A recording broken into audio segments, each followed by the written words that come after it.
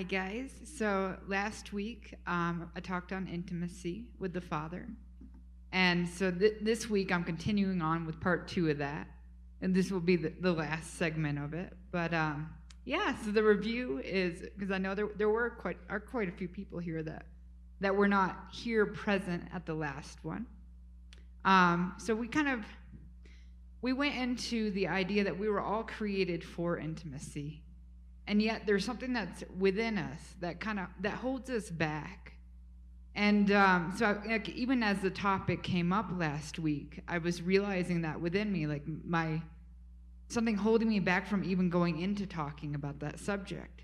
And so the Lord asked, what is it that you are ashamed of in this topic? What is it that my children are ashamed of with intimacy? What is it that my bride is ashamed of with intimacy? Why do you hold yourself back?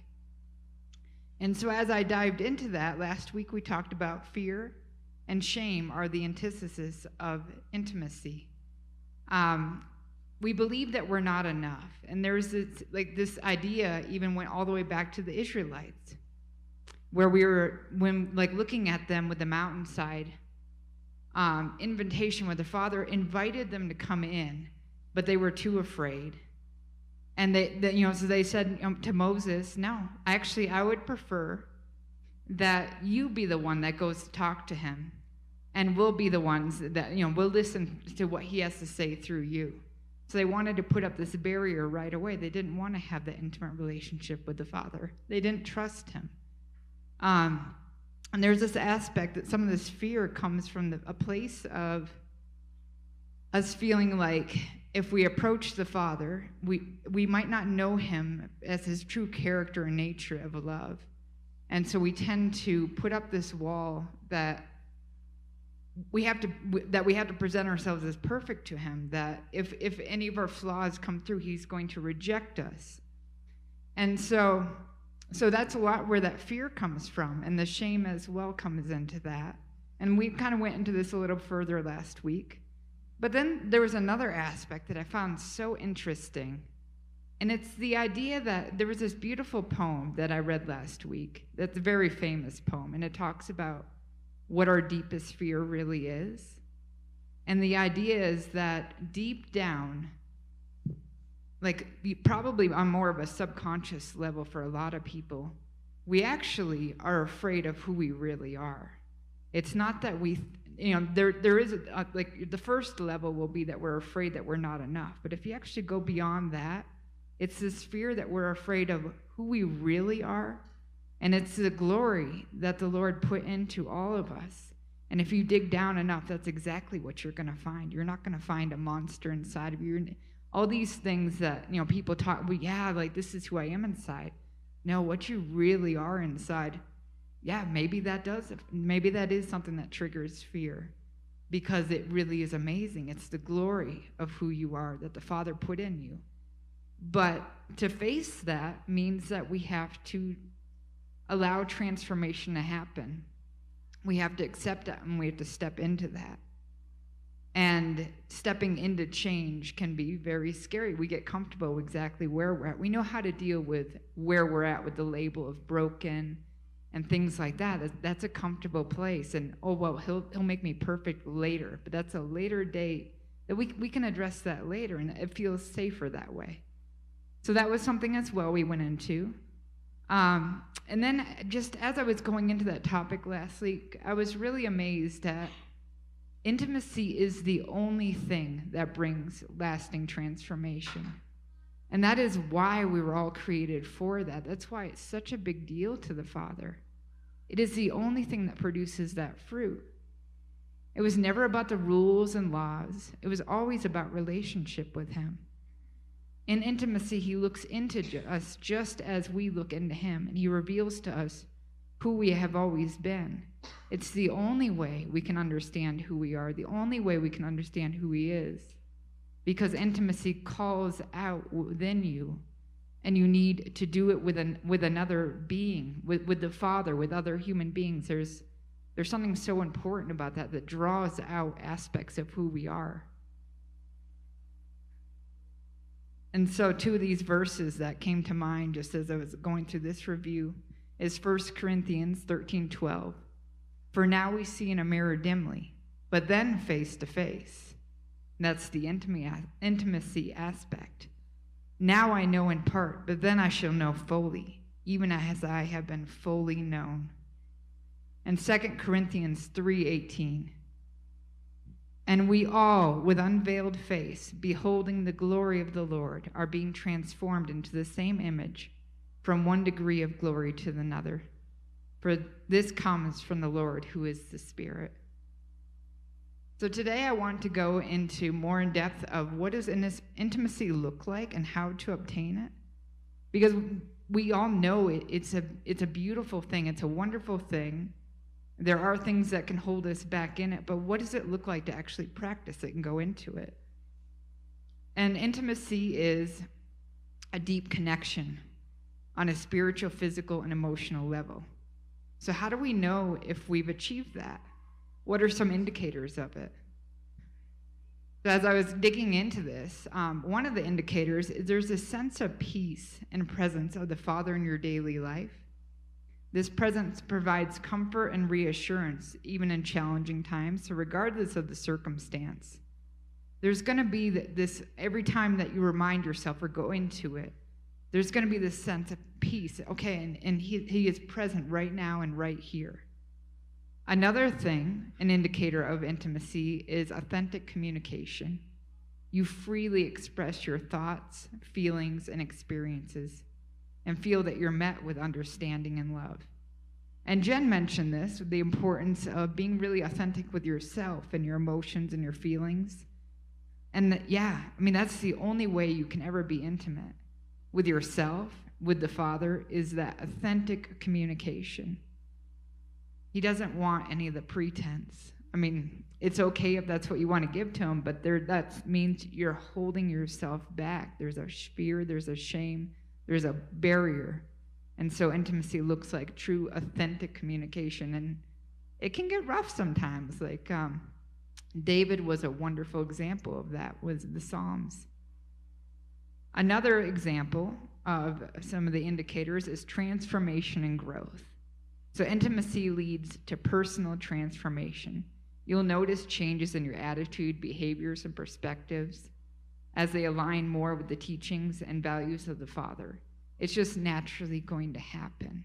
There's no other way. When you're spending that time face to face with him and he's speaking over you who you really are, you come into that. And the alignment in that is what brings that transformation and growth. It's never a to-do list or the rules. It's just through that beautiful relationship. And it's pretty amazing because it makes it so easy. And yet we have a tendency to try to make it harder because it feels more comfortable to us to have the list of rules and laws. So then another indicator is resilience in faith, or as I like to say, it's more like trusting in his goodness. So in moments of doubt or difficulty, your faith will remain resilient. The intimate relationship you've cultivated acts as a strong foundation, helping you navigate life's challenges with trust and confidence because you know he is good. You know he is with you and you won't be shaken. And it doesn't mean you're not going to have those authentic communication times with him, but you know deep down it's okay. You're with me with this and you are good. And then joy in the relationship is the final indicator that I at least have mentioned here.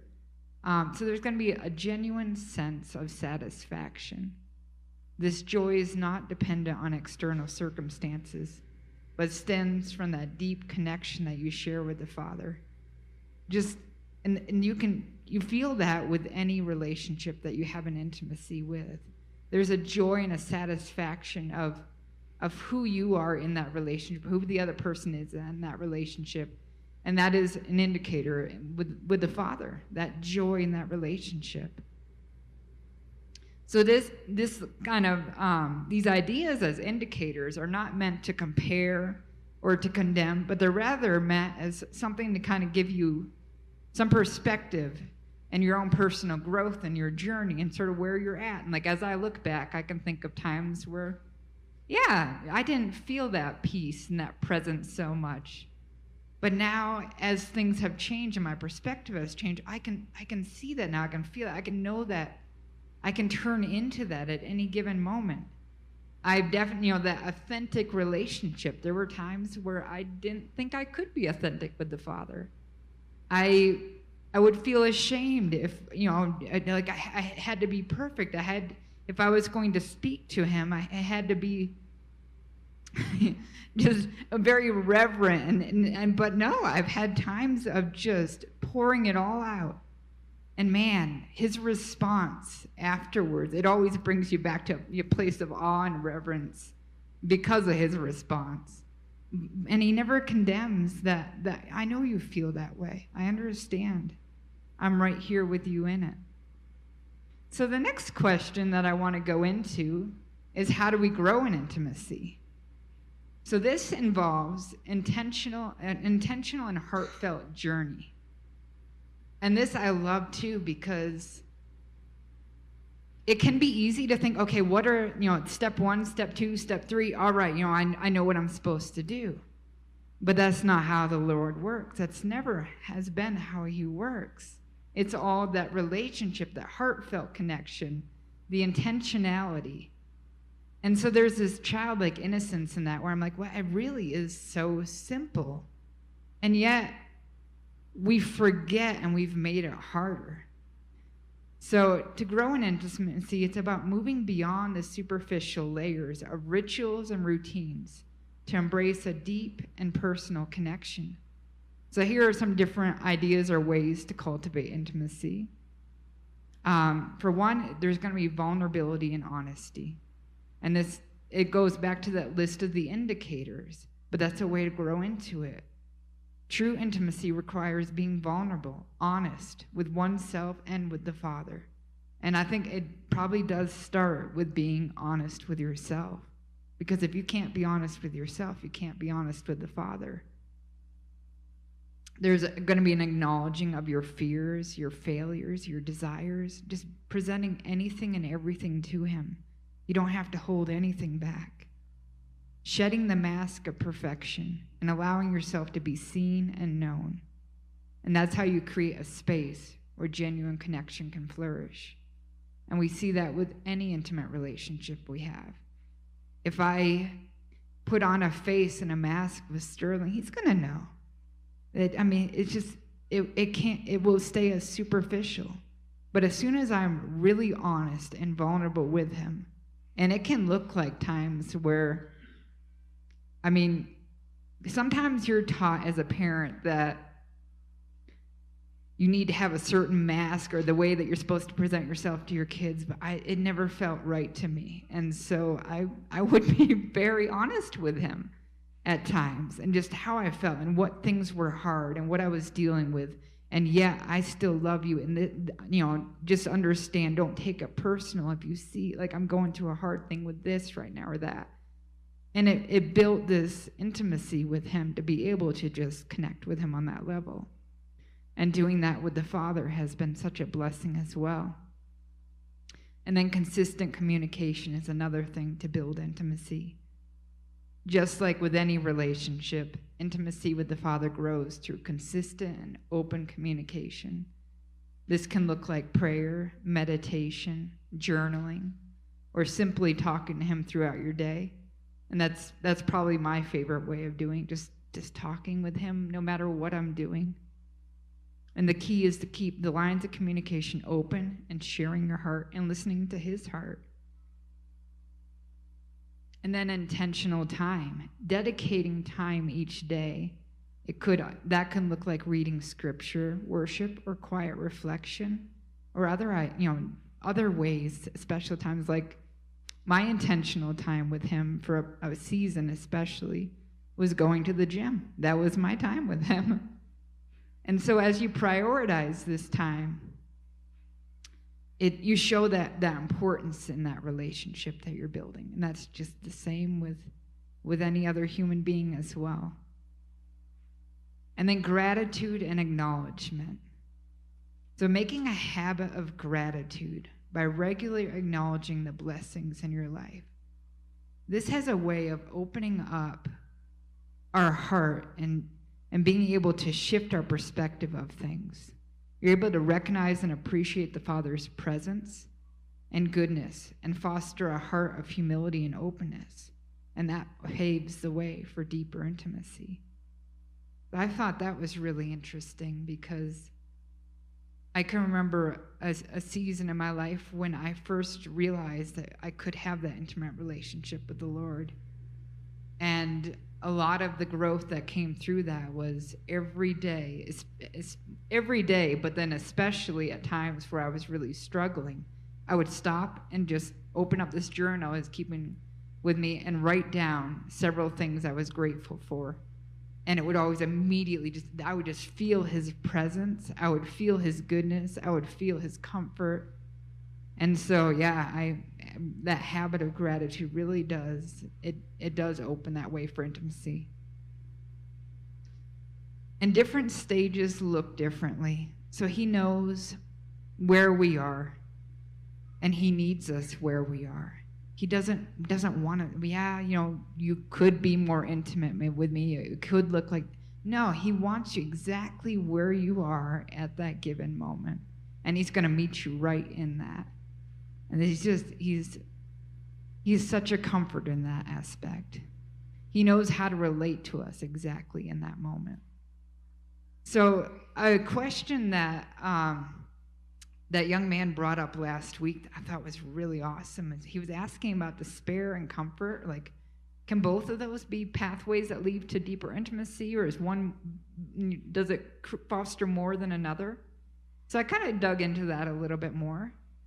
And I was, as I looked into it, I was like, I can absolutely see where despair can really grow you in intimacy.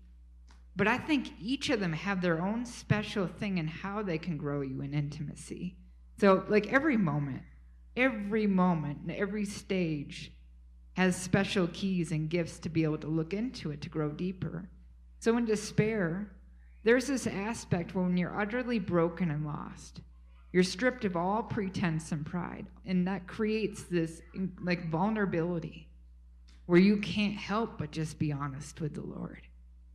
You find yourself reaching out with a sincerity that is unencumbered by daily life. And so that really helps develop that intimacy because of that vulnerability, and to realize he didn't condemn me for that. He's being so patient, so kind, so loving. So it refines your dependence on him in those times of despair. And his love and comfort, unwavering support, and internal embrace during those times are treasures that you will be able to take away from that, and just your experience as you build that experience with him. So definitely those times of despair, they're hard, but they are times, some of those times in my life, going through those times, I would never trade that for the world, because the things that I learned in that, and just the depth of his love in that, and the lies he was able to strip off that I believed about his nature in that, were just amazing treasures. But on the other hand, times of comfort also draw us into closer relationship. But you have to be conscious to seek intimacy during those times. The despair is a way of kind of forcing you into it, but in the times of comfort, there's an intentionality that you have to practice, because it's easy to become compliant and self-reliant in those times. But if you're able to intentionally acknowledge his blessings and express gratitude, you cultivate a heart that remains open to the Father's love and guidance. So comfort allows us, and comfort, another aspect of it also allows this space to explore our relationship without the immediate pressure of survival that despair can have. So you're able to explore different aspects of him through those times. So intimacy can flourish through intentional acts of worship, reflection, and communion with him during those times as well. But the whole key is it's all about the intentionality of it, not getting lost in the today, the day-to-day things, and remembering to acknowledge just the blessings around you and include him in on that. And then seasons of busyness. This is a personal one that, I was able to talk with Mira during last week after talking. And it just, some of the things that she was sharing really brought me back into reflecting on a season of busyness I had in my life. When I first joined YWAM, I was a single mom, and Sterling was about 2. And they had a really rigid schedule that was intended more for like a full family, where you had the parents could take turns doing the different aspects, or for the students that were, a lot of them were just, young students right out of high school, taking a break before going into college. So they had this rigid structure that wasn't necessarily geared towards the phase that I was in life. And me and Sterling, we were trying our very best to keep pace with that, and it was exhausting. It was hard on him. But during that time, I felt really lost with the Lord, because right before that season, I had, just this incredible time of growth with the Father, with intimacy, what He had gotten me and Sterling through and out of, and just learning about His love. And learning about the fact that He was so intimate and that I could be so close to Him and I could talk to Him about everything. And so I was just, in cloud 9 in that season, just soaking it all up. And then I got thrown into this busyness. And I didn't have the same time that I had prior to spend that time just poring over the Word, reflecting, talking to Him while I'm folding laundry or this or that. There was, everything would just felt so rushed, so packed. And even things like, when Sterling would go to bed, well, we were sharing this one hotel room. I couldn't turn on a light to read at night afterwards or things like that, or during his nap time. So everything just looked different. And I was getting really desperate. That would be the right word for it, because there were some things I hadn't learned yet about His nature. But I was getting desperate for His intimacy. I was feeling like He abandoned me. I'm like, I don't understand, Lord. You told us to come do this. Here we are, and we had such amazing times. And now I don't hear You anymore. I'm reaching out, but I don't have the time to sit here like I could before. And so there was this would have been an example of a moment of being very vulnerable with Him, and that communication was very authentic. I was getting angry. I was getting angry at Him, and my journaling would look like that too. I would just be so desperate for Him to say something back, but no, I didn't have much time to do it. So finally, this weekend came up where Sterling was going to go to his dad's for the weekend, and I had a little bit of time between all the other things I was supposed to do. And I was like, well, Lord, I could have a good, long, quiet time with You, or I could just go to the gym. And I just kind of threw it out there. I was like, and it's not like you even have been talking with me anyway. So you know what? That is exactly what I'm going to go do. Well, I went to the gym, and he met me there, as he always will, but I didn't recognize it prior. So he met me there. And I had the most incredible time with him. I wasn't present in that room in the gym anymore. Remember when I kind of finally came to, I was down on my knees on the floor just in tears and just like, oh my God, just like amazed by His goodness and His love and His presence. And just like, I've missed You. Man. And then he said to me, he goes, I've always been right here, but you've just been so busy, you haven't been able to hear me. And it's okay. This season is busy. You don't have to make it like it was before for us to have those times. Invite me into whatever you are doing, and I'll join you. I want to join you. And so after that, it became a lot easier. I was like, oh, I get it. So while I'm cooking dinner, while I'm at the gym, and while I'm running to the next class with Sterling with his short little legs, and we're like, come on, we gotta hurry. He's right there with me. And it opened up a whole different aspect of this is what intimacy looks like. It changes for each season, and don't try to make it like it was in another season. Just look for the different way that it can be, because He can join you in whatever it is. So, yeah, as far as like those different stages, it's like the key lies in willingness to seek him earnestly and remain open to his love. And no matter what the season looks like, you can always have intimacy. So there's two other aspects here that I felt like I should bring up in regards to intimacy. So there's a lie that we feel like we have to earn intimacy. Well, the truth is that you already are loved and accepted. This shift in mindset allows you to approach him freely without the burden of shame and fear. So when we're able to break that lie off, yeah, like you realize intimacy has always been there. Just like when I finally could recognize, oh, you've been here the whole time with me, Lord, even though I've been so busy. He goes, yeah. That never changed. But you were almost, in a sense, I was trying to earn that intimacy. I felt like I had to look a certain way. So with that shift in mindset, it broke that.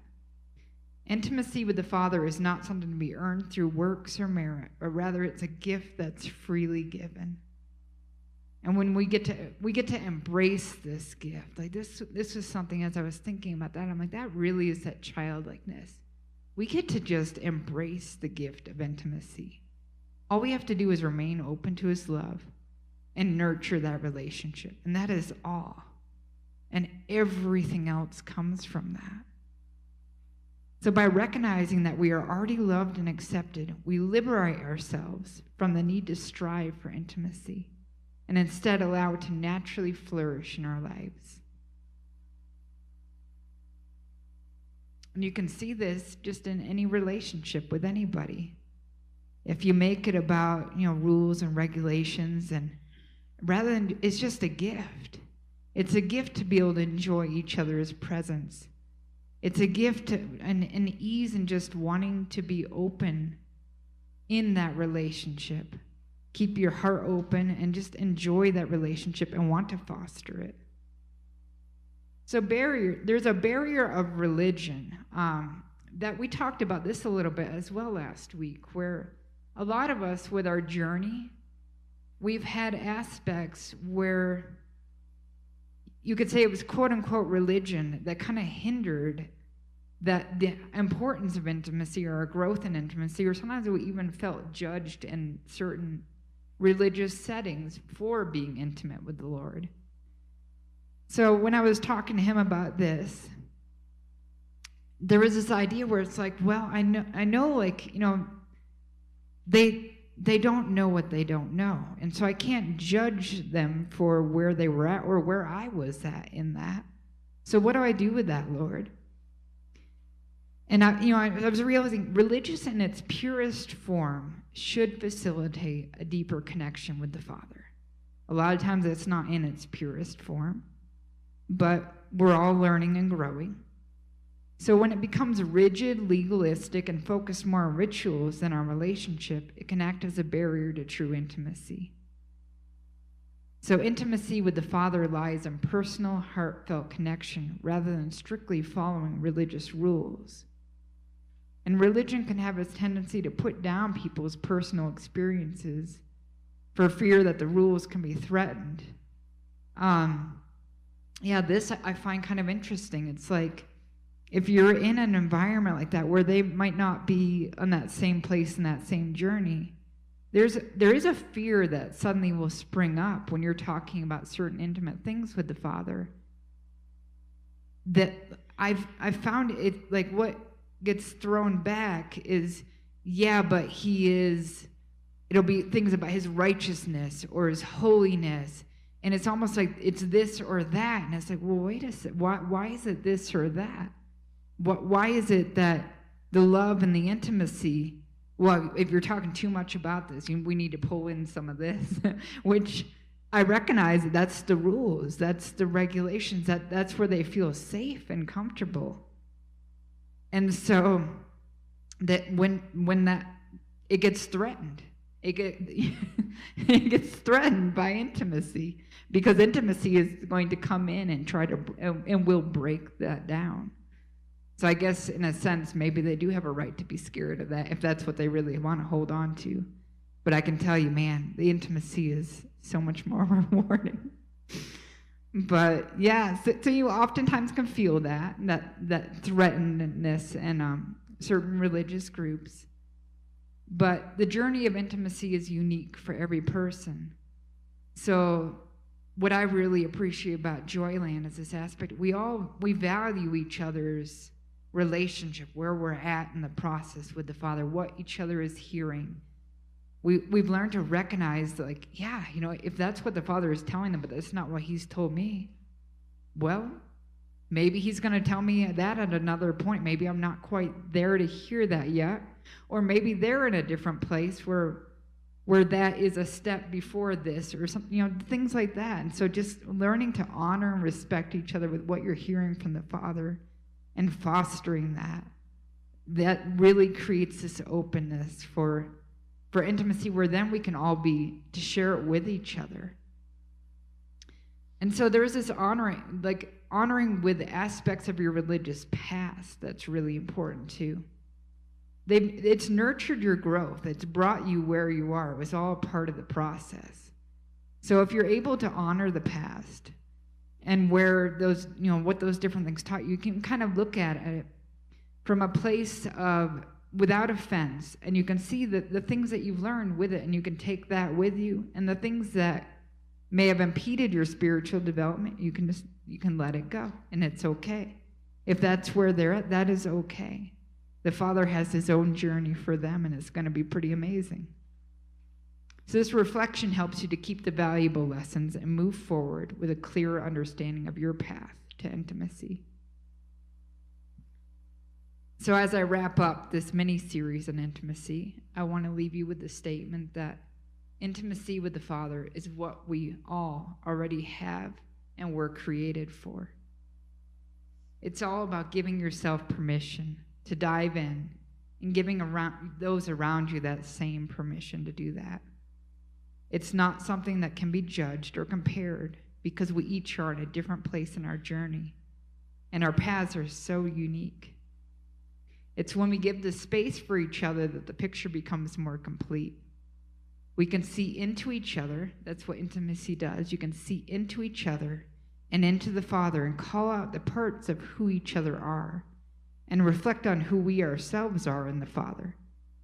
And it creates this beautiful, perfect picture, like a beautiful, perfect song. And this song is eternal. It's ever growing. And so it just gets to be this wonderful journey we get to be on, because His intimacy is eternal. So I want to open it up to questions now. And I have a few questions. Yeah, go for it. So I really like the idea that you brought up of intimacy can change. The way that you are intimate can be different at different times or different seasons. So when you realized that, or God showed it to you, how did that affect your understanding of His presence in your life? It made His presence even bigger, even more profound, like just different aspects of His love. It expanded everything. Yeah. Because then this pressure was taken off of my shoulders, like I needed to look or perform a certain way.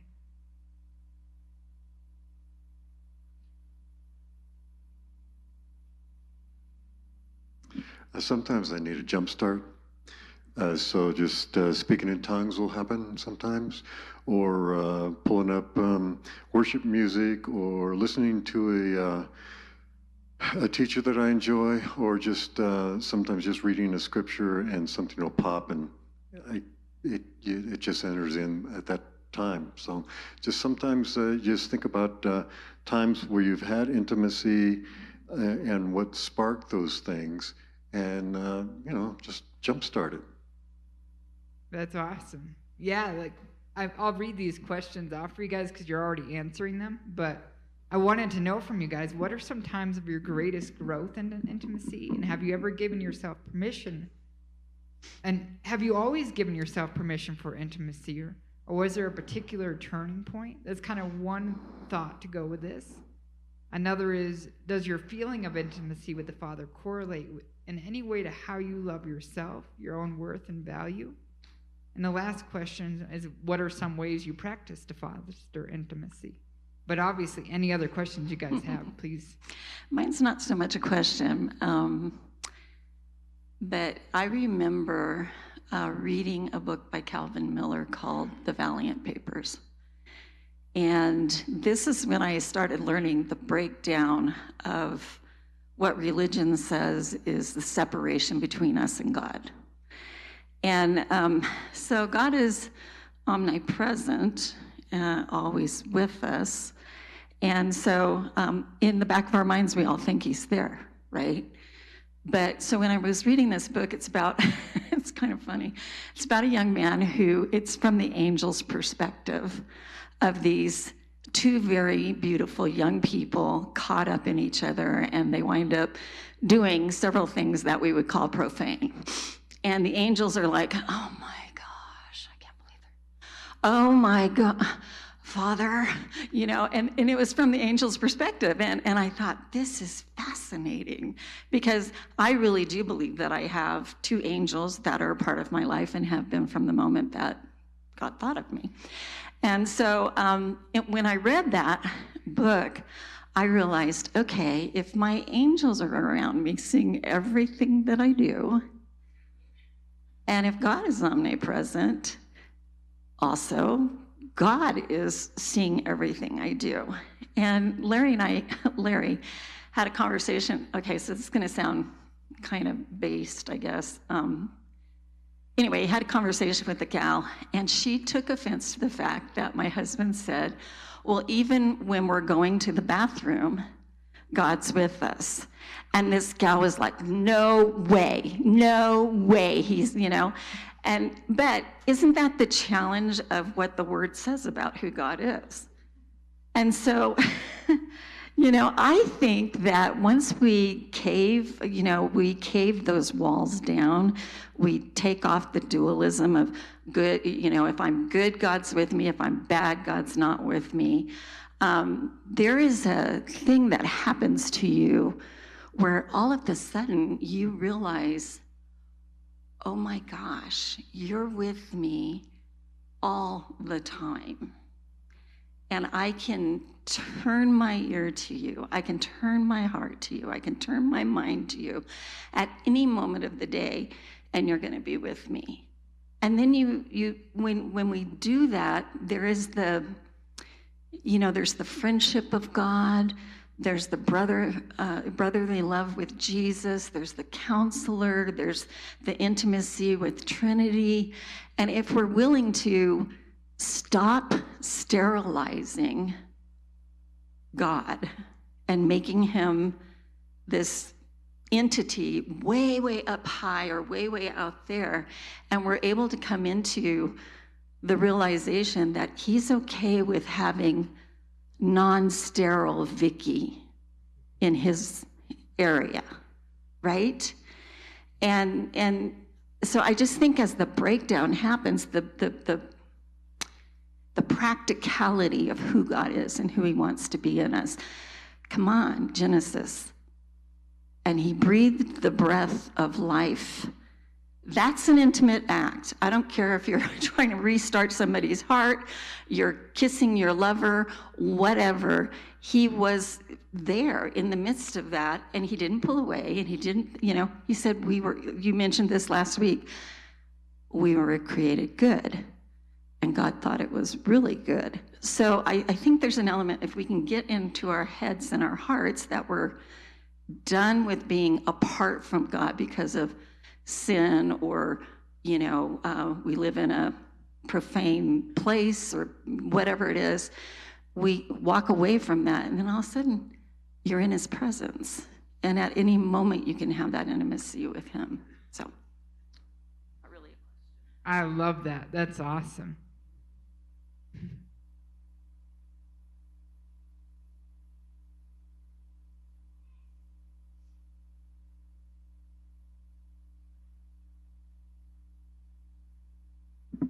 Yeah, I like the topic.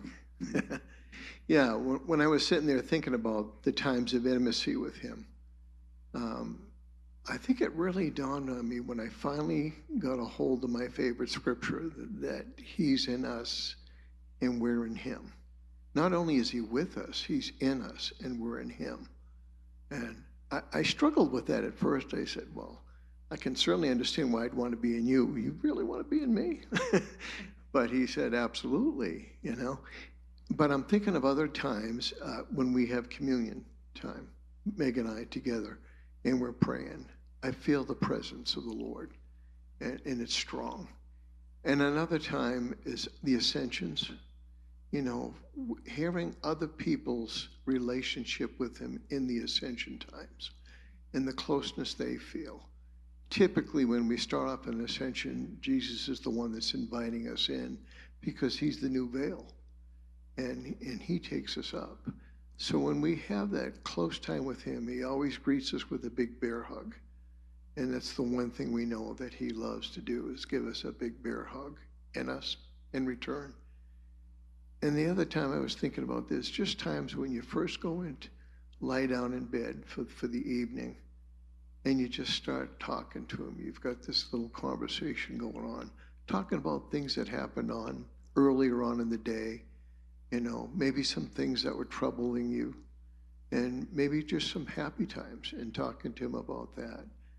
Yeah, I think intimacy is there all the time, but you got to find those times, like you say, when we're not caught up reading a book, watching TV, working, whatever it happens to be.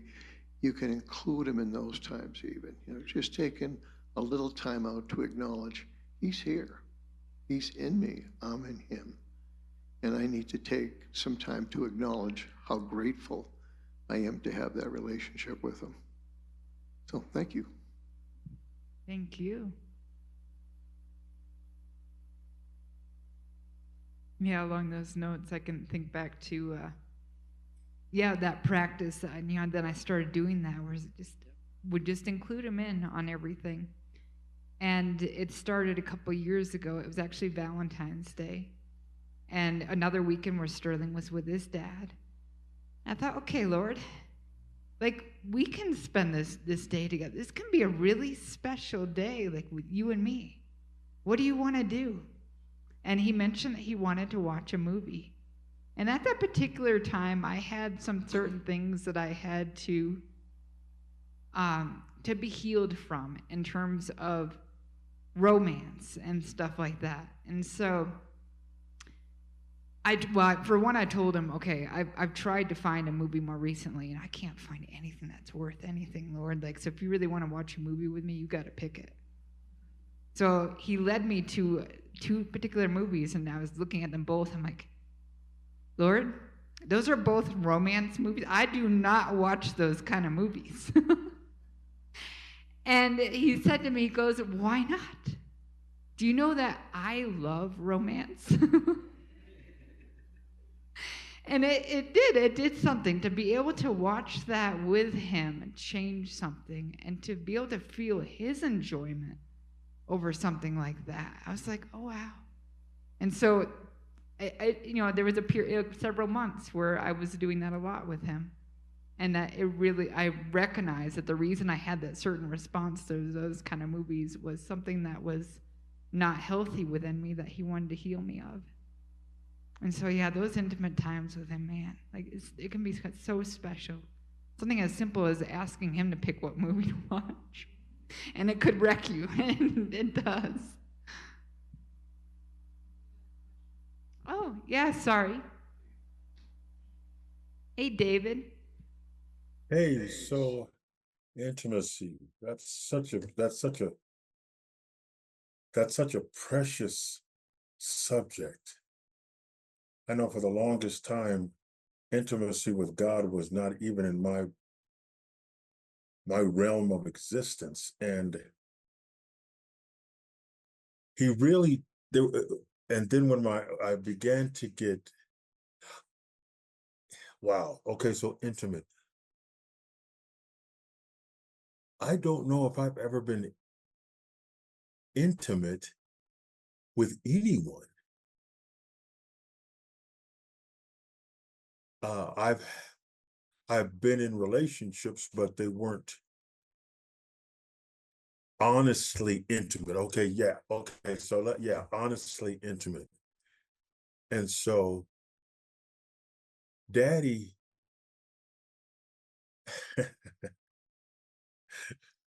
Daddy taught me about intimacy when I couldn't, when I began to know him for being personal and close and concerned and attentive, and going through that, getting close to, I wasn't calling him daddy yet, but I was calling him Yah, speaking to him and hearing him. And he taught me a form of intimacy when I'd be going through something and I couldn't find anybody to share it with, to talk to about it, to get some counsel, to, whatever. It was like I was trapped in an orb, and there were people around, but for some odd reason, they couldn't hear me. I couldn't reach them, and it was just me and Yah at the time, and it was really precious the way he would walk me through those situations. And I'm telling you, they were, oh my gosh, they were horrifying situations. But he would walk me through them. And when we come out the other side,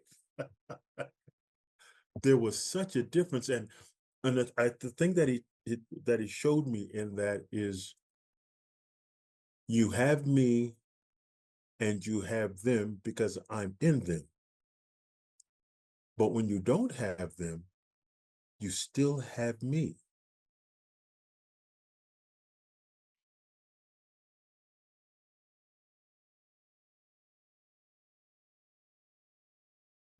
That is beautiful.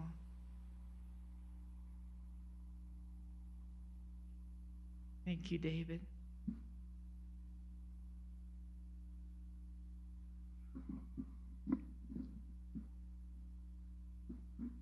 You done, David? I can turn my mic on, yes. Okay. So something I wanted to share, over the years of my experience with God is there was a lot of struggle about trying to hear God. And intimacy, I think, involves some communication. Actually, I know it does. So, what really changed for me was resetting what I called my default, the idea that I can hear God, it's not hard, and it's just do that as the assumption.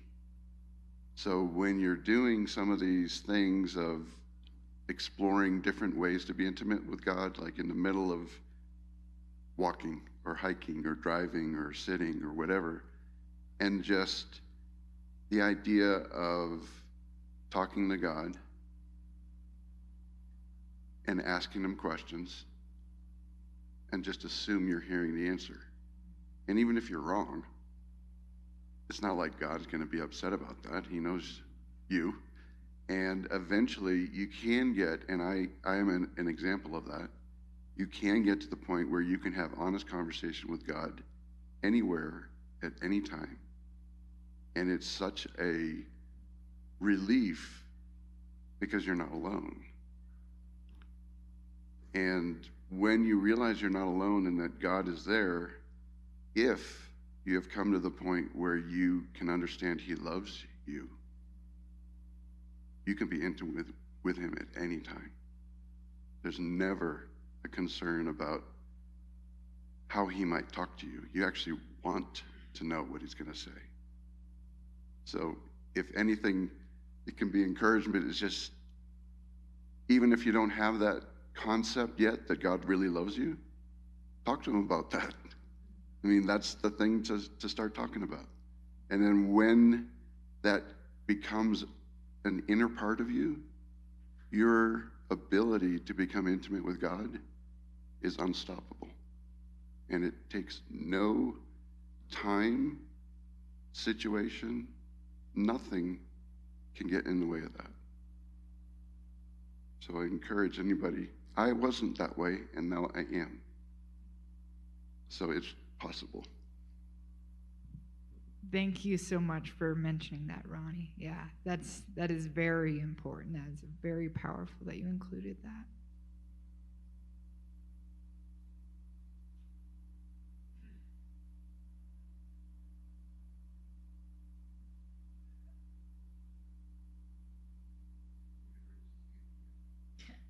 Hey, David. So the intimacy means something totally different to me now. And the lesson that you just gave just really solidifies that, puts the extra nails in that definition for me. And then, well, maybe it doesn't. Maybe it'll change some more. Maybe you'll give another lesson and it'll evolve a little more. But intimacy is, and I use that term, honest intimacy, because I've been in relationships, yeah, blah, blah, blah. But Daddy allows us, he sees me. He sees me. And that is beyond belief. And like Vicky was saying, he sees me in the bathroom. The other night, he saw me puking over the sink or over the toilet. Oh yeah, that's hope nobody's eating. But he sees me and he doesn't have any problem with me. And that's so off the chain.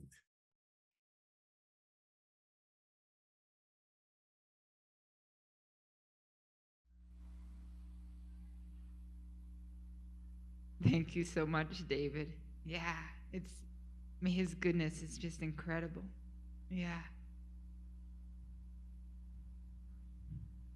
Yeah, his mercy. See my hand on my phone like that. Hey, Mercy. Well, just as some of what you guys were sharing, maybe I've just decided to share it. What I love is even when I don't feel necessarily that close to God. Like I remember one time I was mad at him, and I was like, I'm gonna go put my bathing suit on, and I'm getting in the hot tub, and then we're having a conversation because you all these problems, right? And as I was getting into my room to put my bathing suit on, there was a note under my door that basically solved all the problems that I was gonna complain about.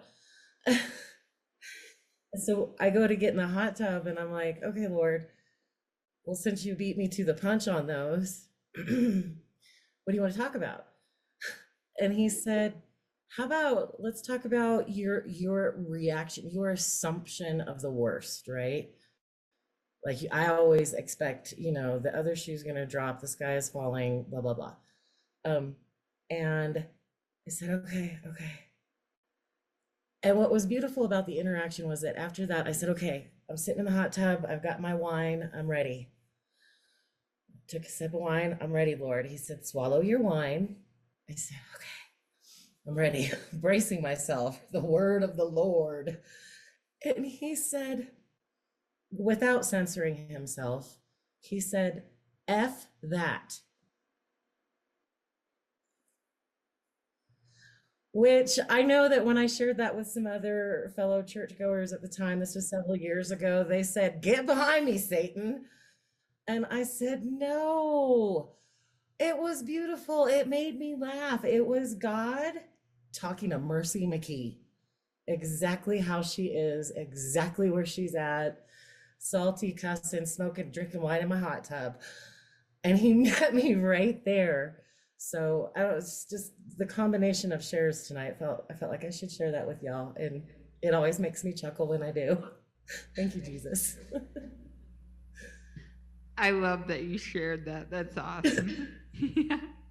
It's like it's beautiful when you get to hear everybody's different things that they've experienced in their intimacy with the Father. You get to get a fuller picture.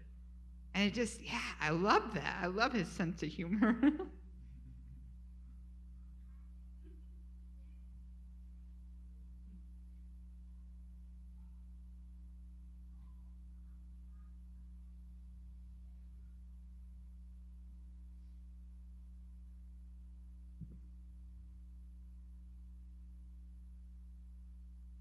Well, I think we can probably have the kids come join us and we can do communion if you guys are ready. But please feel free if anybody else wants to share anything.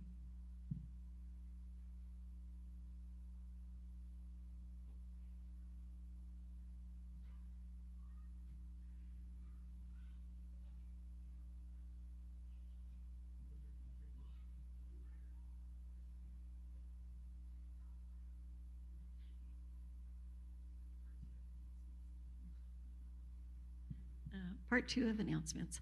I'm sorry, when I was up here earlier, I forgot to ask if some of you gentlemen or gentle ladies would help us move this grouping of furniture just to the back of the church, because we're going to set up tables for our dinner Friday night.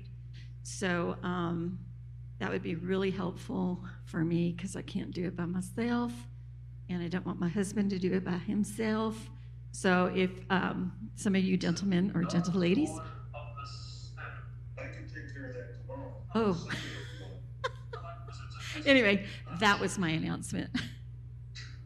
Oh, wait, and the other thing is, somebody signed the thing with 2 crock pots of lasagna. Okay, because I didn't have your name by it, so I didn't know. That's okay.